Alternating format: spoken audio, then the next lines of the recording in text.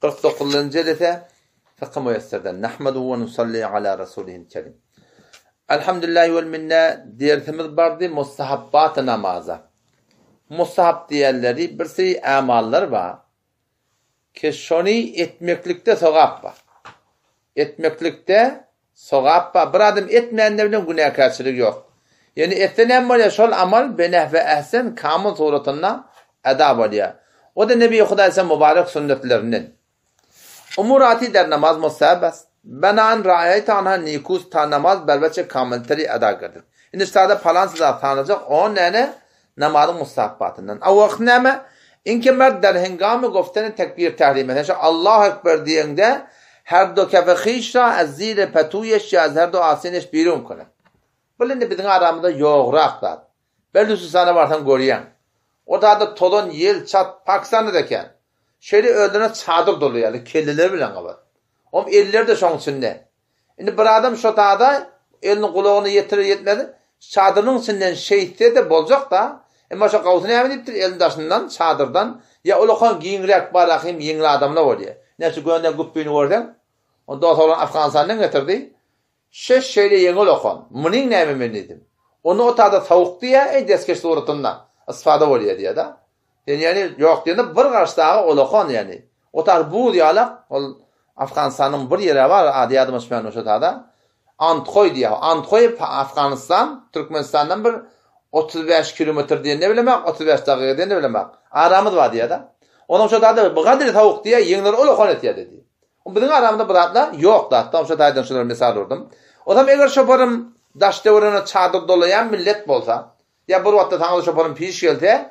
Eğer ehyanın tavukluk bolup da sen elin yengden çıkarma ancak da yani Allahu Ekber deyip dursan da sen onun namazında hiç kemçilik bolacak değil işte. Elbette yengden elini çıkartan çadırdan elini çıkarıp da Allahu Ekber deyip de baştan ben kulağın kimsecağını deyirten şu ne olacak? Beneh ve ehsen mustahabın kamil olacak.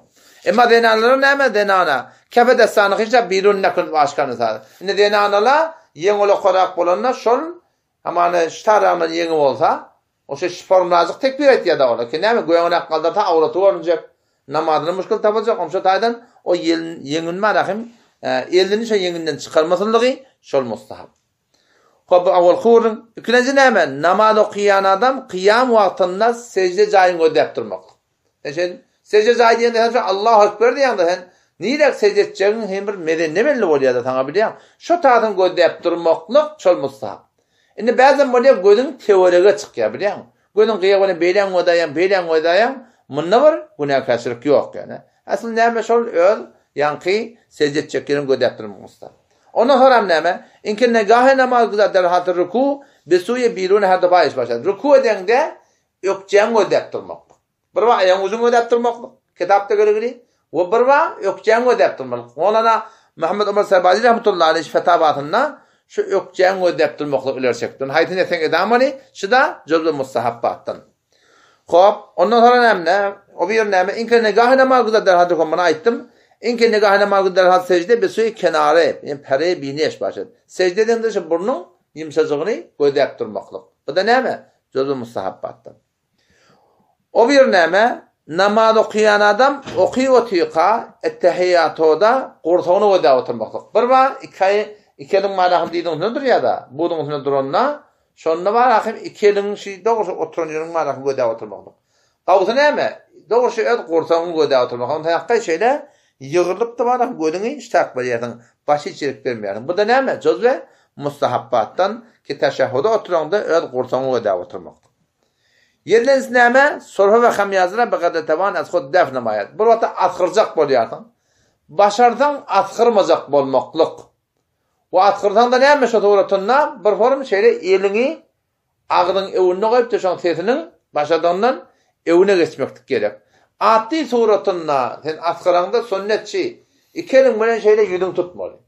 Ağdın tutmalı ya da sonra nazır adamdan ağrım veriyen de attı ya da şeyle yüdün tutmalı bir form ağdın evracığı bilen ağdın tutmalı şeylerin form tutmalı ya sen ağına fesabını geliyen de yapma hali olmalı şu.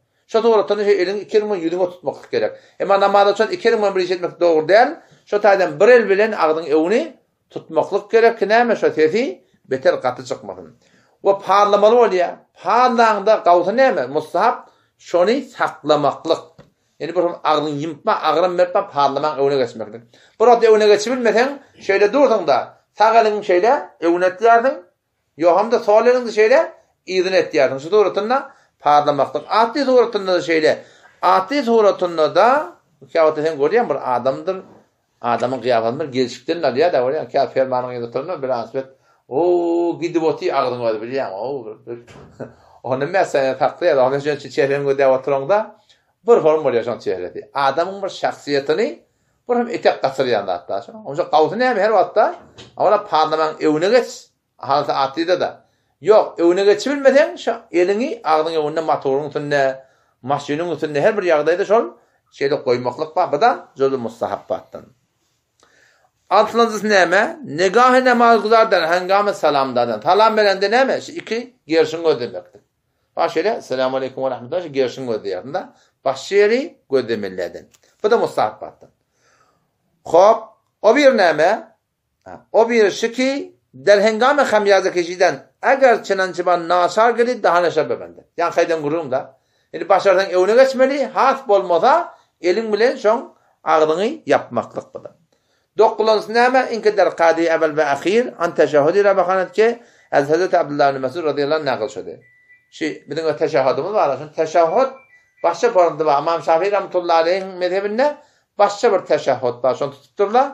Bizim mezhebimizde ettehiyyatü lillahi ve salavatu ve tayyibat okuyan teşahhud var. Şunu okumaklık mustahab. Bu oğlunuz neme? Oğlunuz şu ki vitr namazda Allahümme nesta'inuke ve Allahümme yeke na'budu ahire selim okumaklık. Ahire selim okumak menzur neme? Şimdi başka bir hatta okuyulayan da atla başlarda. Şimdi baştaki mezheplerde başta da okuyulayan da atla var. Şu mebnabına ait ya. Ki onu okuyanın önüne namazın bitmeyen duruna. Kavta neme?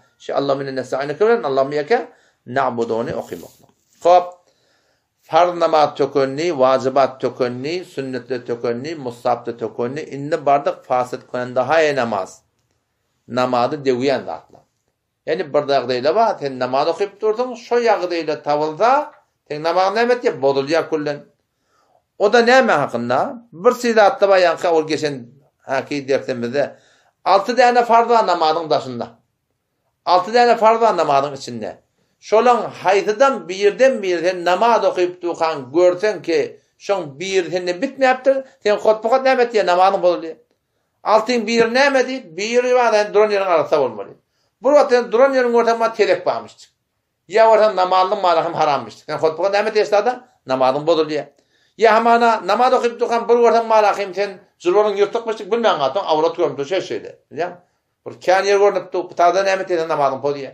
Ya şuna müneşten namazın ortam malakım arasında değerli yadın oluşuptur. Namazın arasında değerli yadın oluşuptur. Şu tuvaletinde de nemet ya namaz bozma oluyor. Namaz bozma oluyor. Ne yapalım bozma oluyor? Namazın içinde devletin yokluğun yadın oluşuyor. Vallahi evin başına havalık yadın oluşuyor. Duran yerin arasında yadın oluşuyor.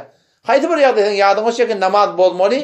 Durancı yerinde nemet ya? İki tarafı esselamu aleyküm ve rahmetullah. Esselamu aleyküm ve rahmetullah. Şuna çık kayıtma şöyle. Durancı yerinden. Ama bir başka bir hak gerekler. Şu tuvaletinde eğer şart ya şartay namaz az namaz kıza fark gelir.